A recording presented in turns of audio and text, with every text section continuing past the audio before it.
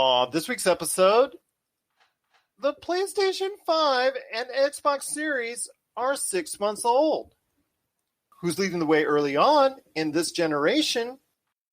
And what games are we looking forward to for 2021? All this and more as we once again delve into the pop culture cosmos. Welcome to the pop culture cosmos. And we're back with another episode of the Pop Culture Cosmos.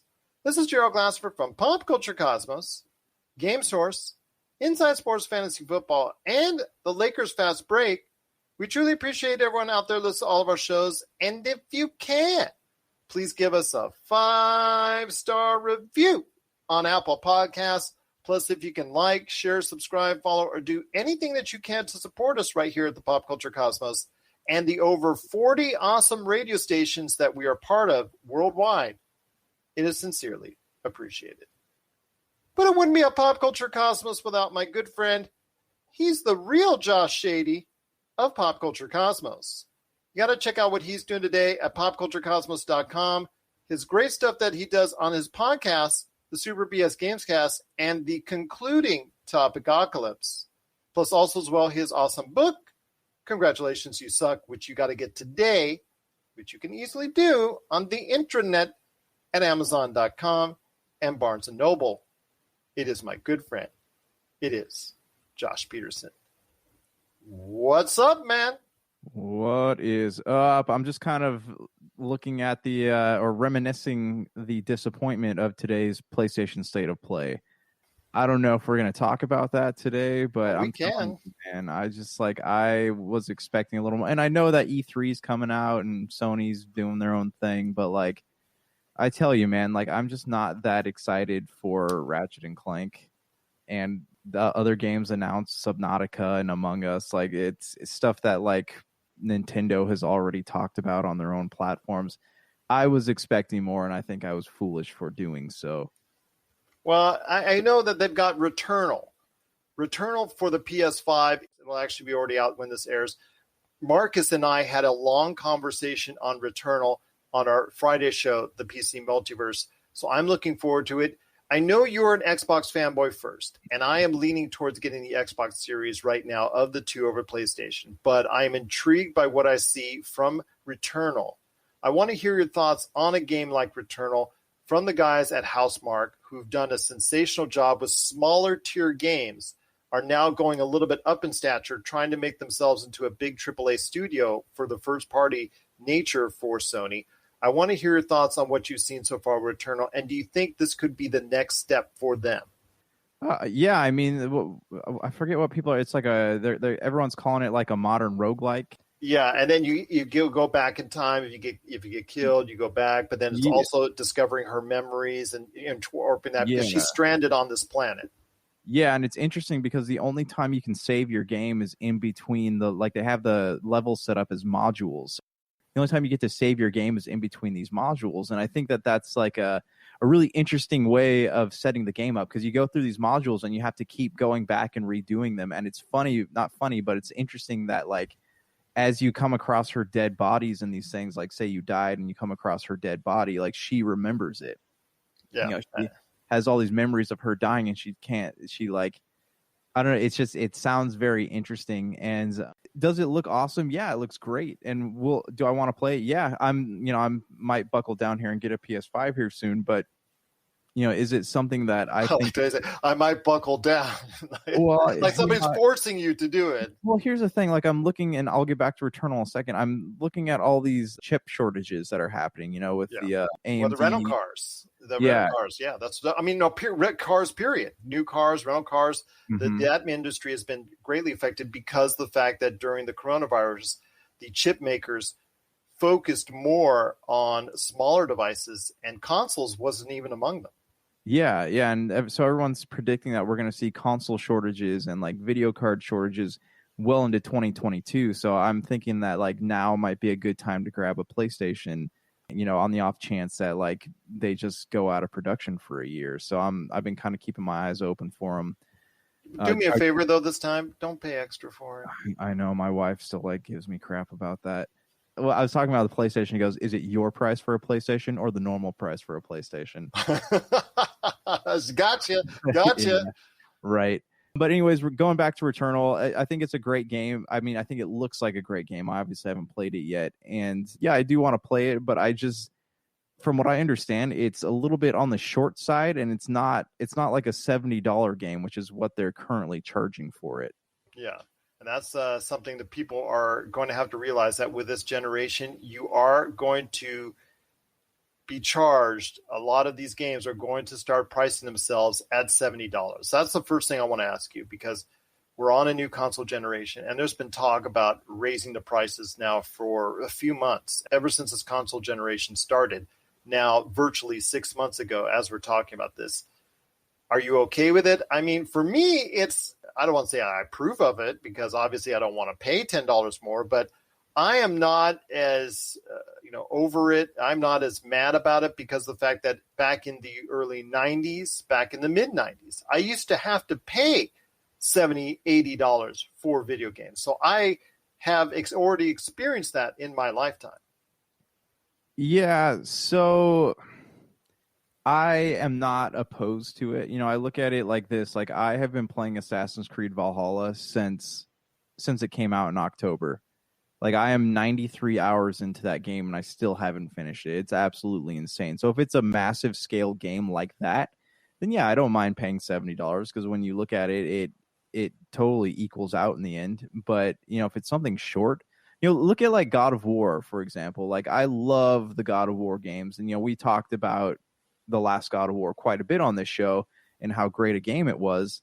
But the campaign, like, it's only got about 6 to maybe 15 hours. If you do all the side quests, it's got about 6 to 15 hours of gameplay. And when it comes to paying $70 for that, like, I do kind of have an issue with it, but it's not a big enough issue to make me not buy it. If that's I don't know if that statement makes sense.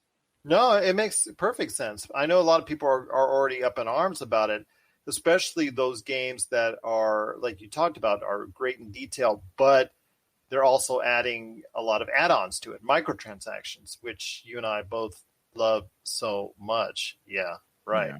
But, if you're doing that and you're double dipping, you're charging people more and you're charging them a ton in microtransactions. Like, for instance, our friends, and I say that sarcastically again for the second time in the past minute, in regards to 2K, which has repeatedly said in recent conferences that talking about, how well they're doing each and every quarter, that they are relying and recommending to all their games that they incorporate microtransactions. So we could be seeing, like, for instance, NBA 2K, which has relied heavily on microtransactions, be $70. And that's not for the extended version. That's not for the upgraded version. That's not for the special limited edition version. That's for the regular version. That we could be seeing a next console generation, PS5, Xbox Series game like that, plus all the microtransactions that it does for 70 and the microtransactions. I think that's going to be wild. Yeah, and have you seen like these gaming companies, these gaming devs or publishers come back at the people who are commenting on stuff like this? They're saying, well, we're not forcing anybody to buy anything, which I guess is true in a way, but it seems dishonest in a way. Yeah, it seems a little bit dishonest. But then again, with 2K, it's always been a kind of on that borderline as far as the way that they treat and the way that they approach and the way that they recognize their consumers. I've had some issues for the past few years with them, and as far as how they do business on that. But then again, that's 2K. People keep buying their games. They're going to keep doing it the way they want to. So right. I want to hear your thoughts, though, on this next generation. It started out, again, like I was saying earlier in the show, that it's almost 6 months old as the time we're talking. We thought we'd get the jump on everybody else because you're going to be seeing all these 6 months celebrations and 6 months retrospectives and 6 months. How are they each are doing right now? Right now, it looks like, from what we hear in all the press that's been given out, that the PlayStation 5 is the fastest selling console of all time. I don't know how it does that when it's in such limited supply. Maybe that's how they're relating it to, as far as, whatever that they have is selling out quicker than anything else. far as sheer numbers, it's still probably being outpaced by the Nintendo Switch because you can pretty much get a Switch anywhere at this point in time. But as far as being the fastest selling console at this point in time in its generation, the PlayStation 5 is number one. Your thoughts when you hear that? I mean, is it kind of misleading? Is it kind of warped? Or do you really take anything out of it at this point in time early on?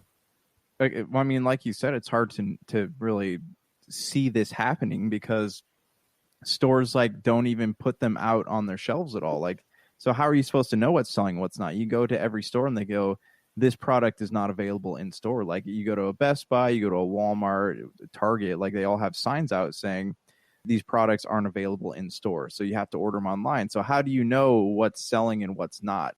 When the PlayStation 4 and Xbox One came out, you could tell what was selling better by the shelf that was empty, right? Like there was, it's usually the PlayStation 4s were gone more than the Xboxes were. That being said, like I guess it doesn't surprise me that the PlayStations are selling more because you go on like eBay or OfferUp or something and you'll find that the PlayStation 5s are being scalped at a much higher price than the Xboxes are. So I guess that would mean that there's a little more value to them or a little more demand for them as opposed to the Xboxes. It certainly seems like it at this point in time. So early on, we'll go ahead and give the early lead for PlayStation 5. What do you think that has really generated this early lead for them? Was it because of the fact that they have so much momentum from the previous generation and selling over 100 million units? Was the fact that of the two that they were able to release at least some new content specific for that console, the PlayStation 5, as opposed to the Xbox Series, which was mainly trying to get you to get into the Xbox Games Pass? So I want to hear your thoughts on what's really generated and got this whole thing started and given the early lead to PlayStation. Yeah, I think it's a mixture of things. Like you said, they had the only things that are exclusive to PlayStation. They're actually putting stuff out where it's like Xbox has not. When is the next Xbox exclusive coming out? Nobody knows. Nobody knows at all. Like it could be. Does that October, irritate you? It could be. It kind of does because it was kind of misleading. Them saying we got all these things and blah blah blah, and the games are coming out. But I'm sure come holiday season, or my hope is at least that we'll see like a plethora of games being released.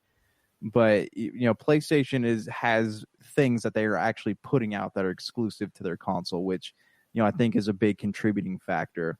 Another thing I think contributes is the fact that there's a big army of people who are, like the PlayStation fanboys out there. No offense to our friend Marcus, but there are people who stand behind PlayStation no matter what they do. Their minds were made up that they were getting a PlayStation from the moment that it was announced.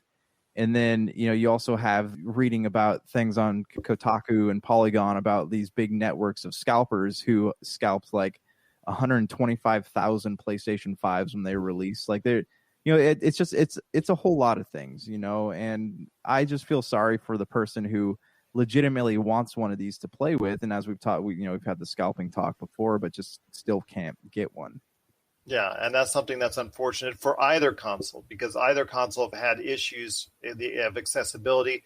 Yeah. And that's something that we talked about just a second ago with the availability of chips and trying to get these built a little bit faster and a little bit more readily so we can cut down on that third-party marketplace and these bots trying to get everything and suck everything up so they can go ahead and resell it at a profit.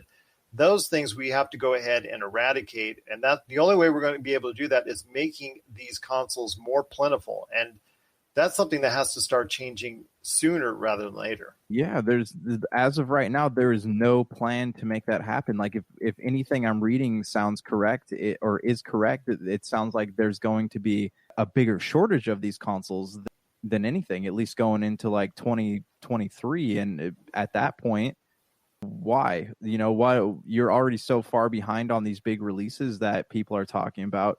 What is the point of even putting them out? I do like the fact that Microsoft is still putting things out on the Xbox that are also on the Series X, but like PlayStation, if you don't have a PS5, you can't play Returnal, you can't play Ratchet and Clank, you can't play Demon's Souls, you can't play a lot of these things that are coming down the pipeline from Sony. I don't necessarily know if that's Sony's fault, but it just this inability to meet the demand of the people makes it seem like putting exclusives out is kind of a waste of time. It is, and it's something that I'm very disturbed by. I mean, I know I spoke to TJ about the Xbox Series and getting one sooner rather than later, and I know I've spoken to you, but there just seems to be so much hard work that needs to be put into it. I'm still kind of reluctant to get it, even with Mass Effect coming in a couple of weeks' time. I am going to get Mass Effect Legendary Edition, but do I have to get an Xbox Series S or X in order to go ahead and play it? No. It would be nice to go ahead and do so, but I told TJ that I was thinking about getting one right around that time, but it's not readily available. And that's what's irritating, and that I now have to put in a lot of work. And TJ said, you know what, man, I can point you in the right direction of one, maybe, I'll see what I can do. And I've talked to other couple friends that maybe like, no, don't do it anything of that nature. And plus, that's not a sure thing, because if he points me into one direction of a website that might have it, it'll be gone just like that if you even hesitate for even a second. Yeah, people got these bots. Like I know people who have set up bots to grab them, and even like their bots are too slow to outgrab the other bots. Trade in those bots. Those bots. You had to work really hard, plus play extra, in order to get your Xbox Series. How frustrating was that for you?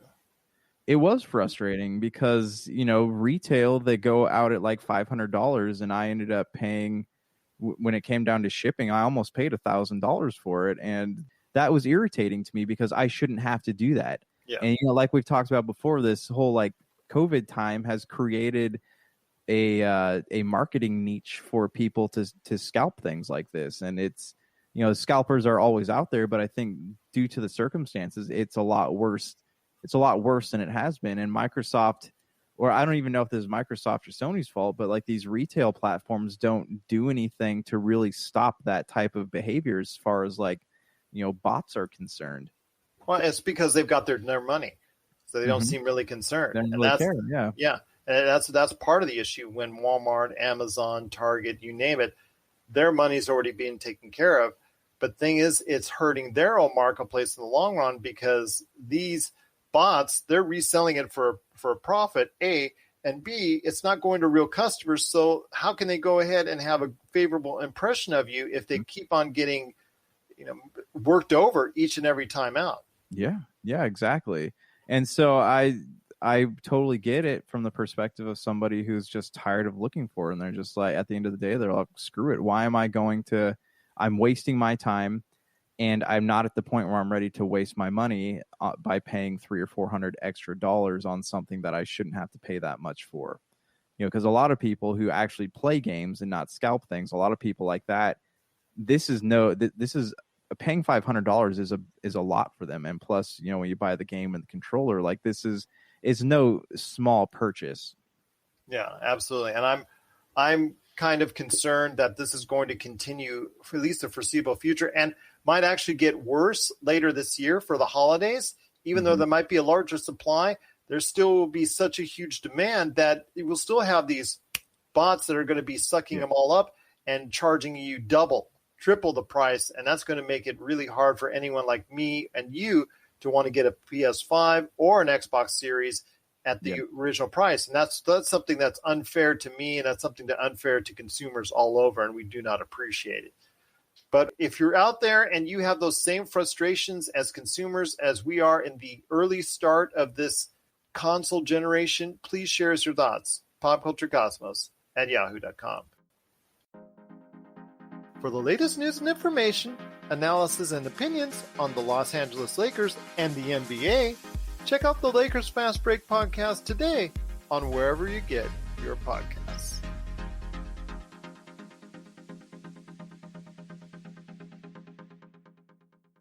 Well, we talked about already the frustrations early on in this next console generation, plus some of the reasons why Sony might have grabbed a market share lead when it comes to this next console generation. But the next question I want to ask you this, and I know you're saying this slighted from an Xbox fanboy, as you would say, but I wanted to say this. We did talk about and discuss Sony taking the early lead, but I see Xbox having the best chance to compete on a level, an even level, with Nintendo and Sony for the first time ever since they've been releasing consoles since, 2000, 2001, when they started going ahead and releasing the original Xbox, the OG, which I absolutely loved, was so endeared to. But I want to hear your thoughts.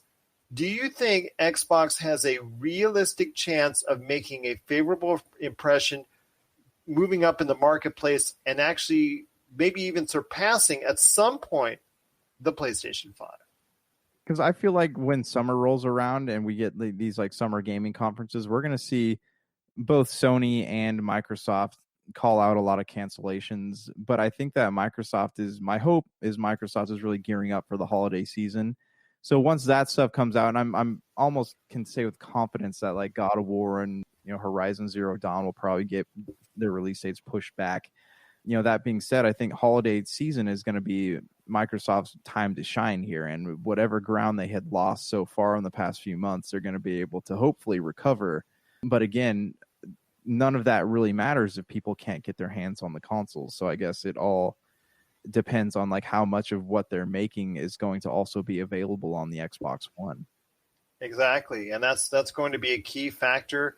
I know that Xbox, of the two, between Sony and Xbox, they've made more aggressive moves at the start of this next generation to ensure a little bit more longevity.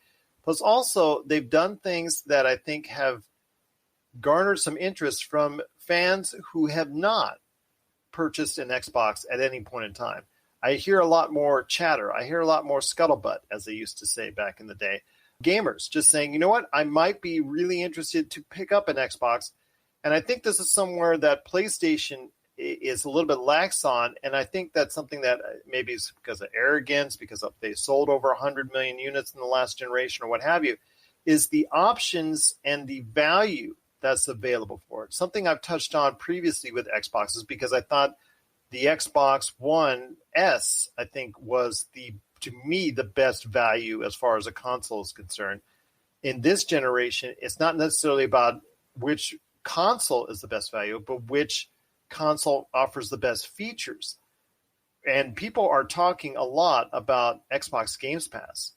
Let me hear your thoughts on Xbox Games Pass, because it is their subscription. It is what they want you to go ahead and choose going forward. Whether you're playing on a PC, whether you're playing on a phone, whether you're playing on a tablet, whether you're playing on the Xbox Series S or X, this is something that they really want to push, because this could be the future of the way that they do business going forward. Yeah, I don't really think the Xbox Games Pass business model really makes sense to anybody, but it is something that it's like Netflix for games. You're paying, you bundle that in the Ultimate bundle, and you get access to Games Pass on PC and Xbox, and you also get access to like the cloud gaming service where you can play on your phone.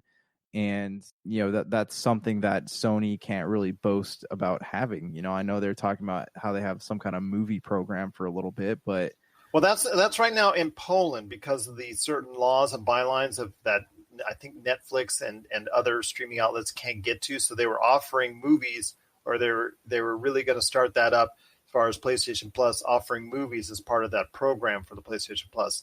We were talking about on the show here how that might be something they want to incorporate on the Sony end going forward for all of its consumers. Yeah. Yeah, and I mean, that might be something interesting to approach. And at that point, I wonder if Microsoft would jump on something like that as well, by either tying their services to, another streaming platform, or having one of their own. But I think that Games Pass is a great deal.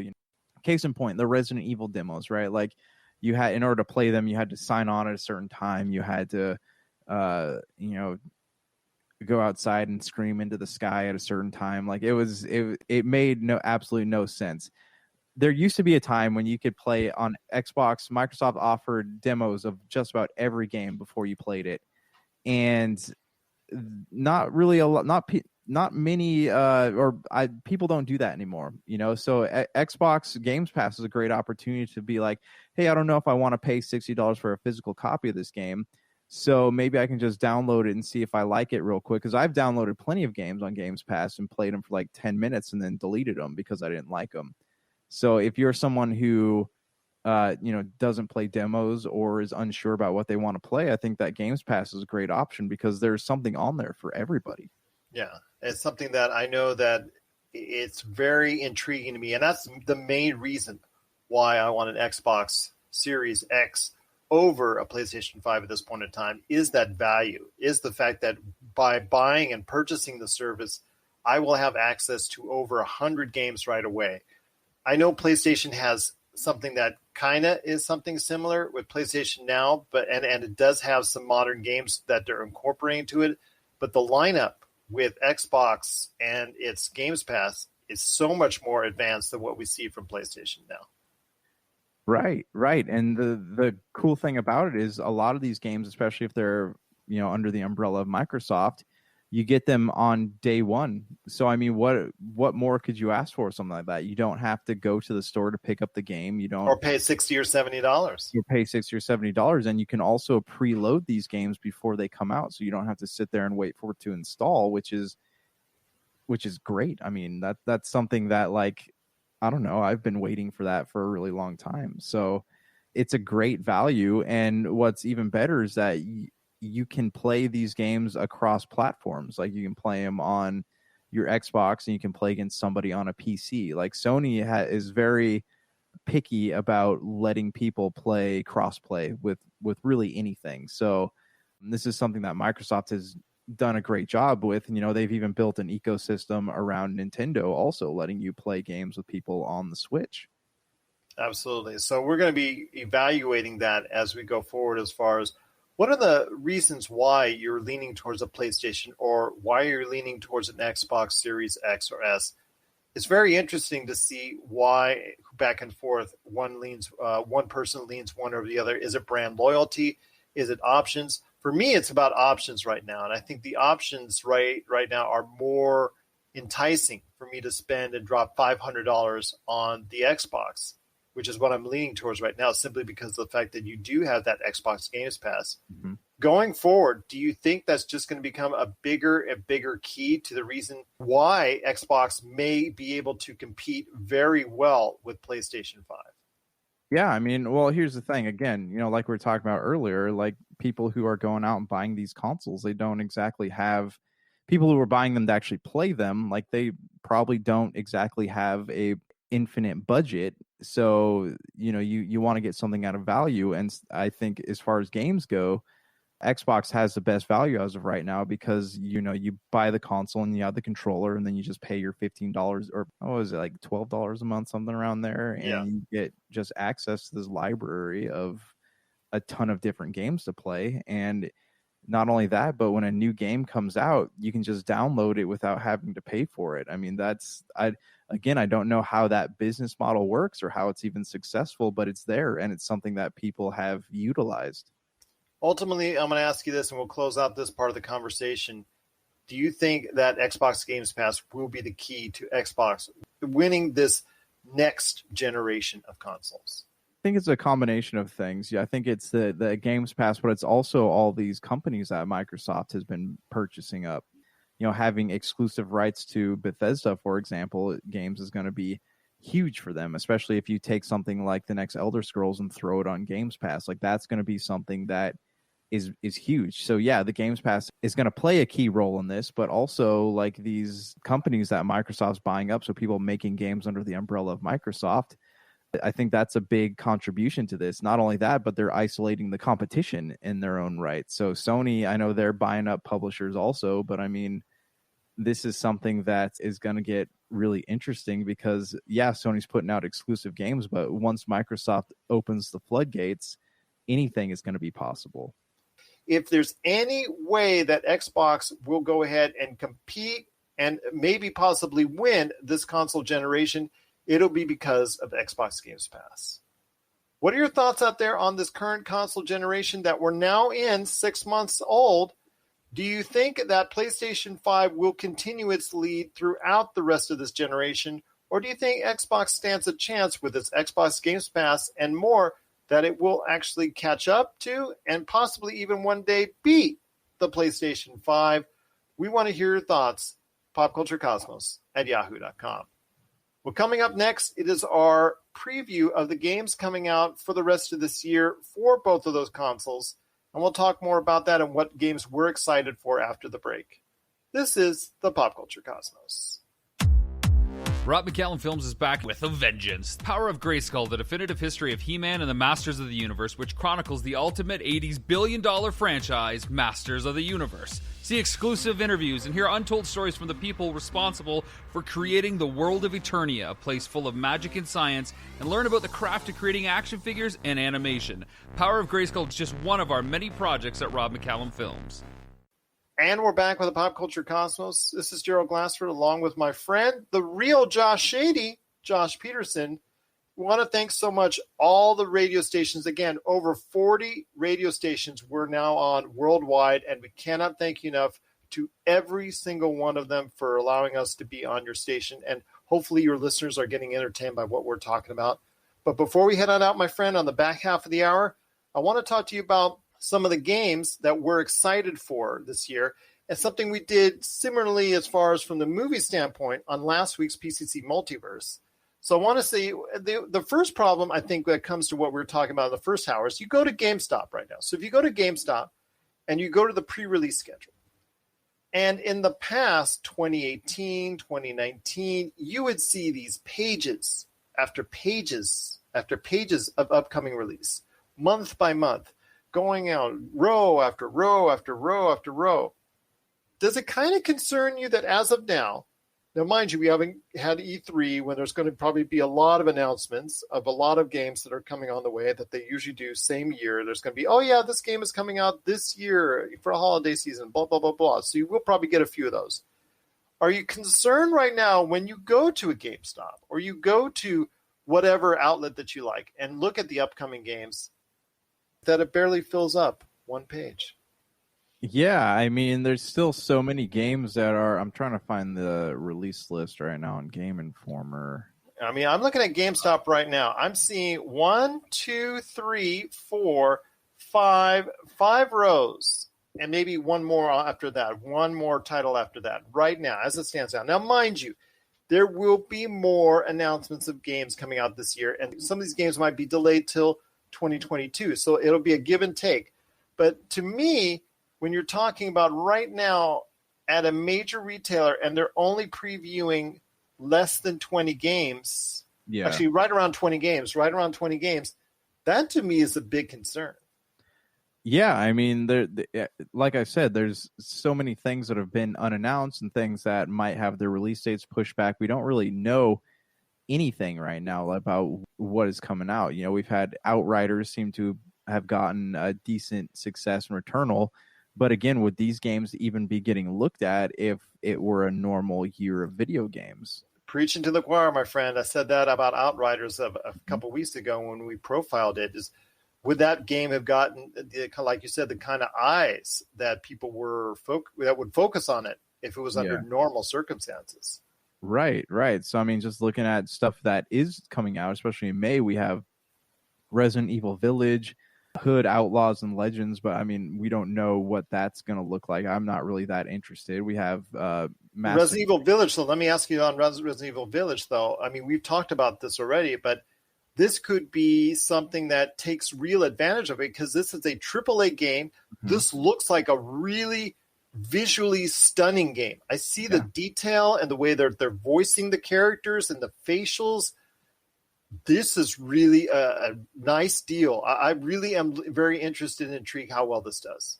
Yeah, I mean, I'm excited about it also, especially looking at how, again, you know, we've talked about how Resident Evil 7 kind of flipped the franchise on its head by switching to first person, and they've been great games. So, I mean, I'm really excited to see where they go with this. But yeah, it's a AAA title coming out in a time where there aren't really any AAA titles if you don't count, you know, the Mass Effect remake and the Assassin's Creed add-on that's also coming out that month. Well, we're going to be happy about this because since your major title release is Outriders or Hitman 3 that are the big releases so far this year, when you have Resident Evil Village come out on the 7th and Mass Effect Legendary Edition, a game which would still get a lot of pub, would still get a lot of news, but in this climate, people are really more excited about it. And that to us is really a great thing because you know, around the 14th, you and I will be talking a lot about Mass Effect. Oh, yeah, of course. And like the great thing about the Mass Effect Legendary Edition is that it's going to have hours and hours of gameplay. So I mean, if you scoot up to like June outside of the Final Fantasy add-on and the Mario, whatever they're doing with the Mario Golf Super Rush. I mean, there's not really anything that's going to come out that's really going to be time consuming. So having that Mass Effect game to kind of fill that gap is going to be a really great thing. I'm excited for it. I look at the Mass Effect behind me, and you and I have been just ad nauseum. It's so funny. Think of the irony in this. Okay, within a span of a month, we're going to get the Black Widow movie you and I have been talking about that should have happened since 2016, since we started this show. Yeah. 200 episodes plus ago, we talked about Black Widow. And now it's finally coming to fruition. And after the failure of Andromeda, we've been talking ad nauseum for years about reviving the Mass Effect franchise with a possible reboot of this trilogy. And we're getting it both within the span of a month. Yeah, and if anything's going to create interest in another Mass Effect game, putting out this Legendary Edition with all 3 original games is going to be the thing that does it. You've been my friend for a long time now, but I'm going to have to tell you this with Mass Effect, the Legendary Edition coming out, and Black Widow coming out within a month. I know we talked about this in the past a couple weeks in regard to this, but I think for the first time in a long time, I'm going to have geek overload. I might have to take a day off work. I mean, you and I don't like to use the term geek or nerds really that much, especially me, because I've told you, if you check out our conversation a couple of weeks ago, you'll understand why. But I really think I'm going to go into a pop culture overload. That's going to be awesome. Yeah, definitely. Yeah. But again, it is going to be very cool when Resident Evil Village, Returnal, and Mass Effect Legendary Edition. Returnal is already out right now, and Resident Evil Village is coming out on the 7th, and Mass Effect on the 14th. We are so excited about that. I know Biomutant, which is coming out later in the month, right around Memorial Day, that's something some people are interested in. I've seen some video of it already. Looks okay. It looks pretty good. I know that it heats up in June a little bit with Chivalry 2. Do not underestimate Chivalry 2, especially if you're a PC player out there. That's going to be a game I think that's going to connect with a lot of people, especially from the first-person standpoint as far as the old, classical, duels that you used to have back in the day. It reminds me so much of what's For Honor. But from a first person's perspective, and the detail and the combat, if you get to check out some of the videos on that, is really good. Did you ever get a chance to play Kingdom Come Deliverance? No, unfortunately. It's kind of what that reminds me of. They made this really in-depth combat system on there, and that's kind of what Chivalry 2 reminds me of. Coming up later in June, though, on the 22nd and 30th, we have on the 30th Dying Light 2, but just before that, it's another zombie game. But this one comes from a lot of the people behind a series you and I absolutely love, the Left 4 Dead series. It's called Back 4 Blood. I don't know if you've caught any of the videos, but this is, again, and a lot of the individuals that made the Left 4 Dead series, this is the next level for Left 4 Dead. It looks and it feels like Left 4 Dead. That gets me excited, and that's coming out on the 22nd.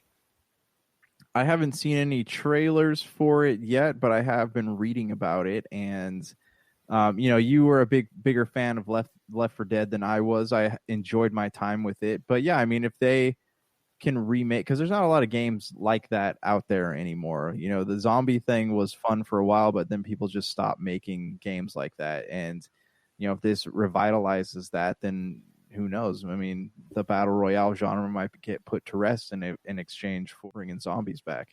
Well, you'll see that back-to-back with Back 4 Blood and then Dying Light 2. I'm not as big on Dying Light 2, but I am really intrigued on Back 4 Blood.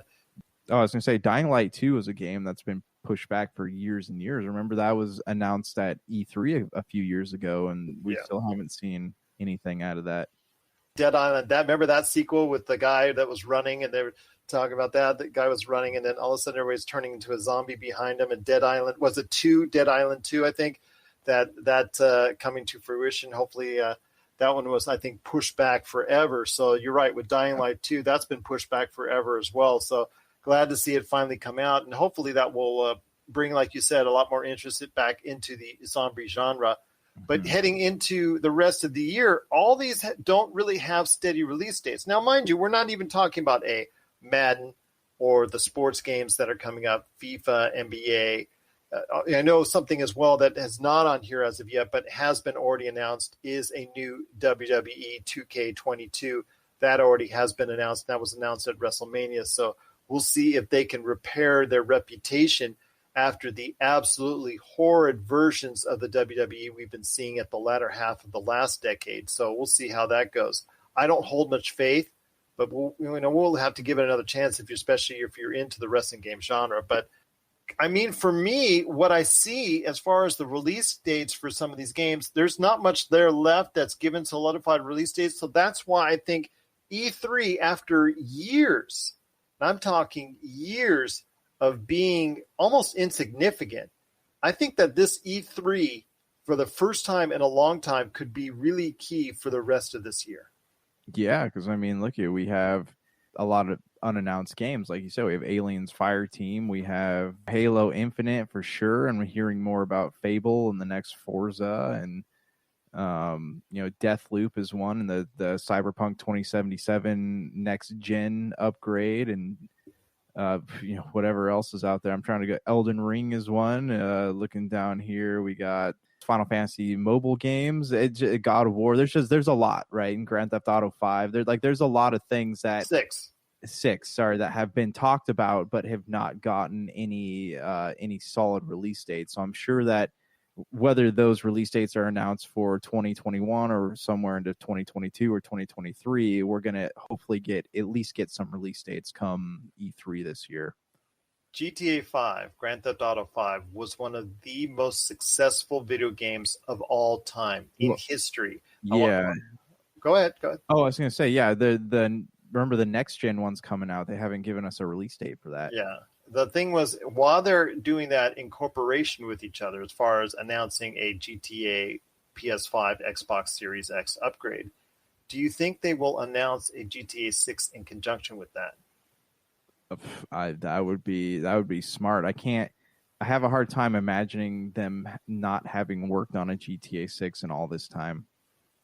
I think that I know that they're working on it. You know that they're working on it. Mm-hmm. It's just a matter of when. How much more can they grease out of? How much more? We always talk about the towel, wringing the wet towel, and how much more cash that we always talk about and kid about Skyrim, and how many more platforms that can it be upon.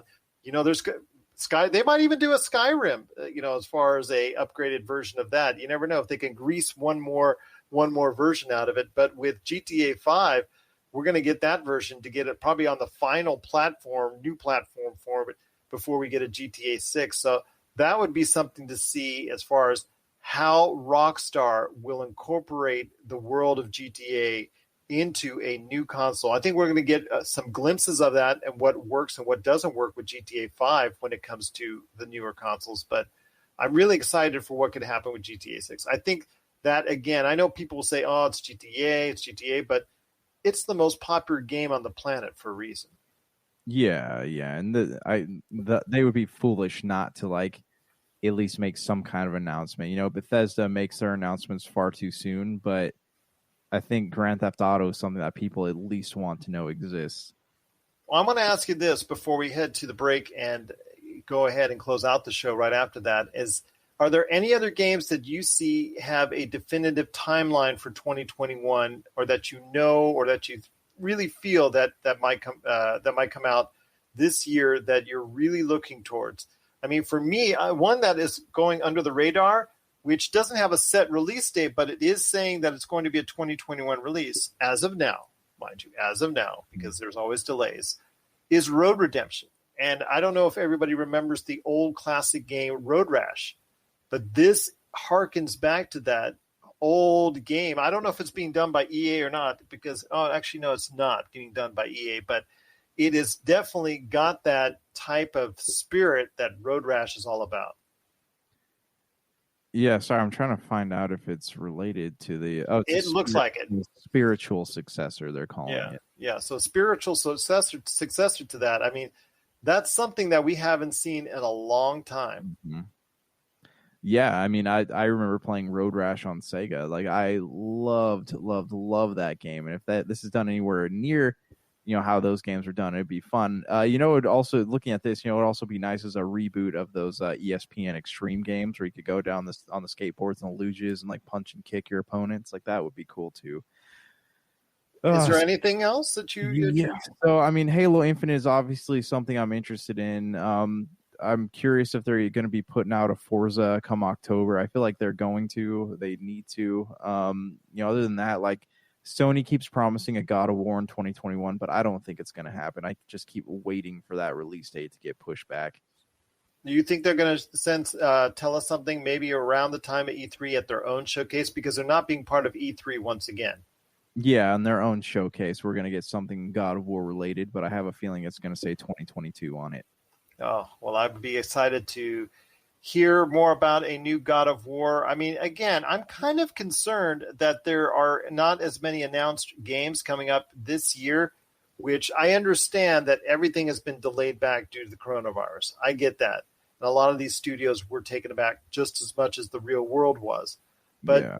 I mean, are you surprised that none of them, I'm saying none of them, but a great deal of them were not really prepared to handle what was going on? Yeah, I think they underestimated just like how much they would have to shut down. They had stuff that was in production already that they're getting out this year, but I think that it's near the end of this year and into next year, we're really going to be seeing the effects of last year's, shutdown. What are your thoughts out there on any games that you're excited for this coming year that we think, or we're pretty sure are going to come out this time of year? Share us your thoughts, popculturecosmos@yahoo.com. Well, coming up next, we're going to close out the show with some final thoughts on this console generation. I want to ask Josh to delve more into it one last time on why he thinks this console generation is what it is, but also, is this the best console generation ever? I'm going to give him that question and see how he answers it coming up after the break. This is the Pop Culture Cosmos. And we're back to close out the show. This is the Pop Culture Cosmos. Once again, it's Gerald Glassford along with my good friend, Mr. Josh Peterson. If you have any questions for us, don't hesitate. Don't hesitate at all to give us a shout out. Pop Culture Cosmos, anywhere you get your podcasts. Plus, also as well, you got to check out the awesome tabletop RPGs that we do all week long, seemingly. There's so many that are out there. We're several days a week. Check us out. Pop Culture Cosmos on Twitch, Pop Culture Cosmos on YouTube, and Pop Culture Cosmos on Facebook. We would truly appreciate your feedback. We would truly appreciate it if you want to join us on one of our adventures. We're looking forward to it. Plus, we might have some good things in store. Trying to see if we can arrange a charity game of Mass Effect Tabletop RPG. That's still possibly underway. We'll go ahead and give you the lowdown on that coming up on our social media, but definitely looking forward to seeing what we can do in tabletop RPGs right here at the Pop Culture Cosmos. If you need your video game fix, be sure to check out Retro City Games. Located in Town Square on Las Vegas Boulevard or in Henderson, Nevada, Retro City Games has the cure for all your video game vices. Retro games and games for current consoles, Nintendo, Sega, PlayStation, Xbox, and more. Retro City Games has all the staples from any library and some highly collectible offerings too. So pick up a few games today at Retro City Games in Town Square on Las Vegas Boulevard or in Henderson, Nevada. Retro City Games is your video game metropolis. Well, my friend, it's been a great episode, but before we head on out, I put the question to you. Not only just the fact that there is a current console generation going on with the PlayStation 5 and Xbox Series, and also, let's not forget the Nintendo Switch. It's there. I know they're coming out with their own upgraded Nintendo Switch, as heavily rumored. Jason Schreier of Bloomberg has talked about it at length, about with the upgraded graphics. So they're now up to 720. Woohoo, woohoo! As far as the Nintendo Switch is concerned, with a new upgraded Switch. They're not coming out with a new console on their own anytime soon because they're still making hand over fist with the Switch. But I want to hear your thoughts as it currently stands now with this current console generation. And I'm talking about the PlayStation 5 and the Xbox Series and what's to come from this. Do you think this is the best console generation, or at least shaping up to it, the best console generation ever? No, I don't think so. I think even the Xbox One and PlayStation 4 out the gate had things to play, that had decent things out there to play. What defines the best console generation for me would have to be the Xbox 360 era, because that was when, that they had just game after game after game, stuff you could play on the couch with your friends, stuff you could play online with your friends. Like there was never a dry span of games for the Xbox 360 and I guess even the PlayStation 3. Like there's always something coming out to play. And this might be due to Corona, so possibly this could be like a great generation of consoles as time progresses, but it doesn't feel good. I don't know, like how it's supposed to feel. It feels barren. It feels barren. It feels barren and cold, like the 360 era, like it felt very like warm and it encouraged you to play with your friends. And whereas like Xbox Series X and the PlayStation 5, everyone feels so barren and confusing, and they're not accessible right now. And hopefully that'll change. But again, like the 360 era it was probably my favorite era of video games, because again, like there's a lot of stuff you could play with your friends on the couch. You could play with your friends online. There's always something to play. There's a game out there for everybody. Well, that's what I wanted to ask you, because of the fact that, we are at a situation right now that it is Nintendo, Sony, and Xbox. Is that your favorite one when you had the Xbox 360, the PlayStation 3, and the Nintendo Wii? I think at that point in time, right around then, I think the Nintendo Wii came out a little bit later, but it was still considered part of that generation. Yeah, I mean, I remember being excited about the Wii. Then, like, I got over the whole notion of having to move while I played video games. But I don't know. It was a time when, like, all three of these consoles were like, the Wii was hard to find, but you could find one, and like you could go into a Best Buy or a Target or a Walmart, and they just have rows and rows of video games, because it wasn't all done through a digital marketplace. Like you can buy. Like at Best Buy, I worked at Best Buy, and they just had rows and rows and rows of video games in there. And like Wii had its own row, PlayStation had its own row, Xbox had its own row. Like there were games out there of every shape and color, and there's a flavor out there for everybody. And that felt so welcoming to people who were veteran gamers, people who are new gamers, people who are casual gamers. And you go look at these new consoles, and I don't know, it feels cold. Like it feels uninviting. It feels very isolating. I'm not going to say I disagree with you, because the PlayStation 3, Xbox 360, Nintendo Wii era, that's where you really saw that popularity of each. People were wanting to go ahead and buy the PlayStation 3, but they were really upset with a huge price on it. But there were still plenty of games that started out in that era that we still see today. And with Xbox 360, we saw the evolution of what happened. Yes, there were issues technically with the Red Ring of Death with Xbox 360 and all that, but there were really a lot of solid games on that platform that we now see today evolving into. So, and I think that's probably the platform and the console generation I spent the most time on it, or close to it, because I spent quite a deal of time on the original Xbox with Halo 2. So I'm going to say right now that it's right in there with me as well. And then, of course, the Nintendo Wii, that took the world over by storm. I mean, we talk about something that was the fastest selling of all time. I would probably say and argue back at you, I think it's the Nintendo Wii, because the fact is it didn't have really the online marketplace advantage that we do now. You couldn't have the bots or even real people buying it online in as much volume as what you see now. People used to, for the most part, still even then, because that's around the time when I was running my game stores, that's when people would call me all the time, where it got to the point where we were actually doing our opening. Thanks for choosing Game Crazy. We're out of Wii's. How can I help you? I mean, it got to the point we were answering 30 to 50 calls a day. Mm-hmm. Do you have the Wii? Do you have the Wii? Do you have the Wii? Do you have the Wii? And that was a national phenomenon for a console that, yes, everybody had, including myself. Was it a graphical leap forward? No, it was something that was approachable to a worldwide audience.